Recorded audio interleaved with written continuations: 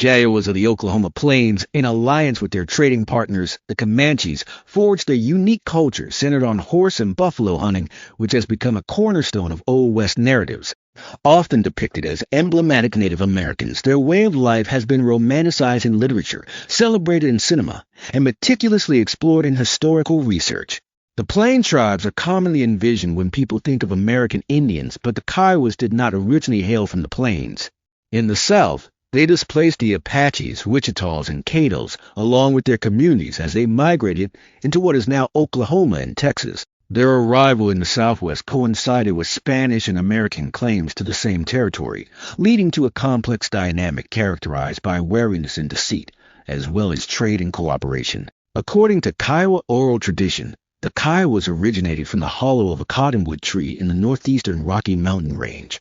Their creator endowed them with the land, customs, and skills for hunting. Initially relying on small game such as deer, antelope, and birds, they later shifted to following bison herds, making bison their primary sustenance. This change likely enabled the Kiowas to dominate the region encompassing western Oklahoma, the Texas Panhandle, and northeastern New Mexico. As their culture became deeply tied to bison, the Kiowas departed the Rocky Mountains and briefly dwelled in the Black Hills alongside the Crows before moving south. The Kiowas and Crows formed strong familial bonds. For instance, Chief Kicking Bird of the Kiowas in the 19th century had Crow ancestry. However, the Dakotas waged war against both groups for territorial control, prompting the Kiowas to relocate further south, where they encountered horses. Like the Comanches, the emerging Plains culture relied heavily on horses to form a powerful society. When the Spanish introduced modern horses to America, though a small horse species had existed in North America during the Ice Age, nomadic tribes quickly recognized their advantages. Kiowa warriors conducted raids into Mexico and Texas to acquire horses, targeting ranches or villages they opposed, while also engaging in trade. The Kiowas swiftly became proficient in taming and handling horses, earning a reputation as exceptional equestrians. Their settlements consisted of animal hide teepees, which were easily disassembled yet sturdy due to their nomadic lifestyle.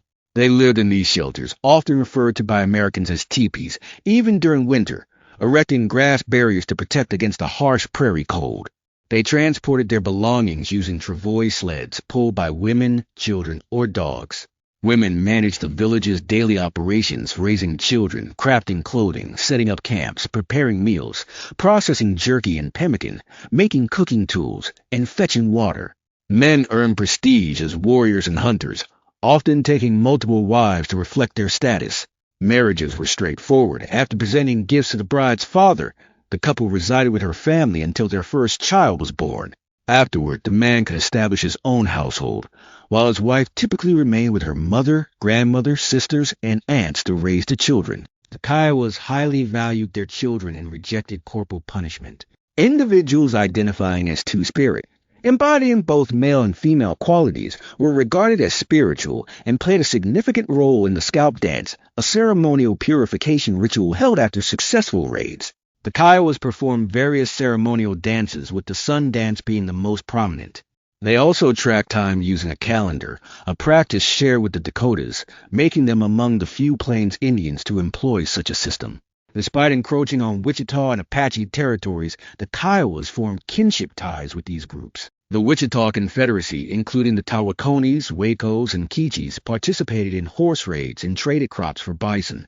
The Kiowas also intermarried with the Apaches, forming a distinct group known as the Kiowa Archers, who adopted Kiowa cultural practices. In contrast, the Caddos, primarily agricultural, along with the Tonkawas, resented the Kiowa presence on their lands. The Kiowas also clashed with the Cheyenne, Dakotas, Pawnees, Utes, and Osages, often ambushing villages to capture and scalp enemies. As a warrior society, the Kiowas understood that instilling fear in adversaries was an effective strategy, a tactic they also employed against American settlers. Since early Spanish explorations, the Kiowas and Mexicans had traded furs, with Mexicans familiar with the Kiowas since the 18th century. However, significant interactions with Americans began in the early 19th century. Although Lewis and Clark did not meet the Kiowas directly, they heard of them during 1804 to 1806. In 1806, Zebulon M. Pike encountered both the Kiowas and Comanches in present-day Oklahoma, but the first extended interactions occurred during the Stephen H. Long expedition in 1820. This expedition divided into two groups. Edwin James and Stephen Long explored the Red River Valley, while Captain John R. Bell covered the Arkansas region. Bell noted in his journal that he twice witnessed Kiowa couples eloping, leaving their villages to start anew among relatives. He also described their appearance, noting that the men were tall and robust, with braids over each ear and at the back, while the women had long, flowing hair and were sturdy.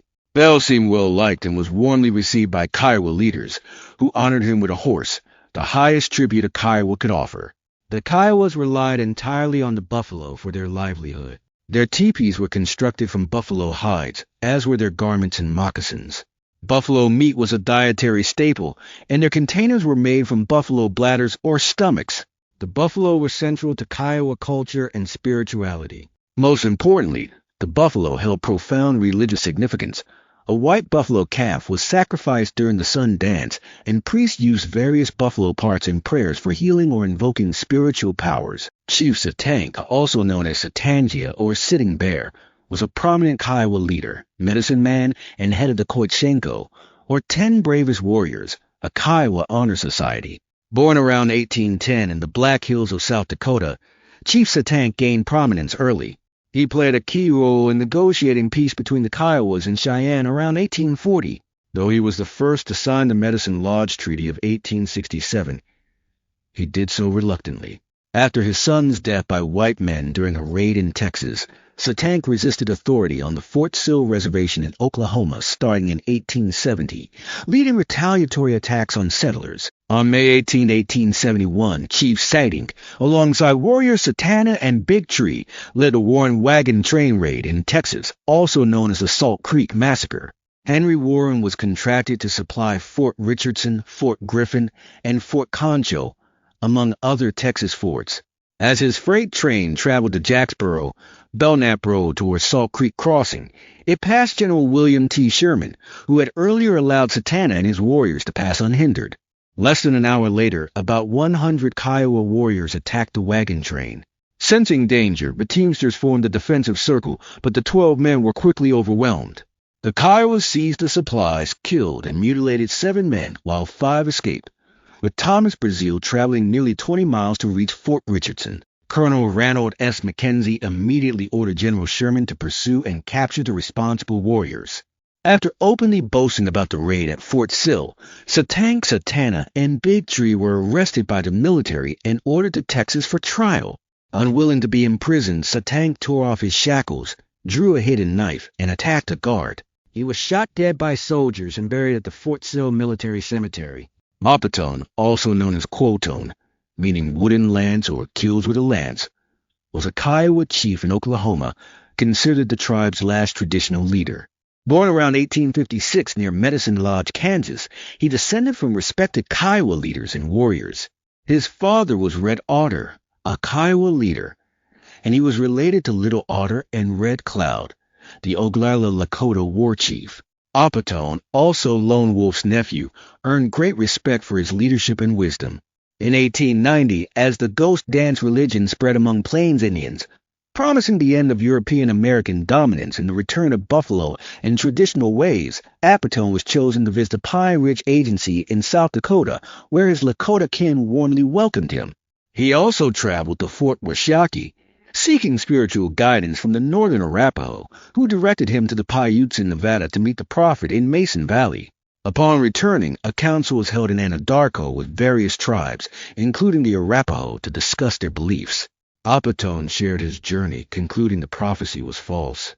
A member of the Native American Church, he used peyote as a sacrament and was part of the Gore Dance Society, composing songs for it and other tribal dances. Around 1916, he converted to Methodism and joined the Rainy Mountain Church in 1925, remaining active. In his later years, Chief Apatone helped establish the Kiowa Indian Hospital in Lawton, Oklahoma.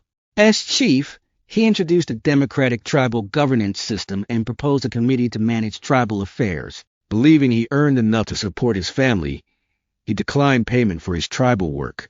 Apatone strongly advocated for education among the Kiowas, often traveling to learn about modern lifestyles. He passed away on August 8, 1931, and was buried at Rainy Mountain Cemetery, south of Mountain View, Oklahoma.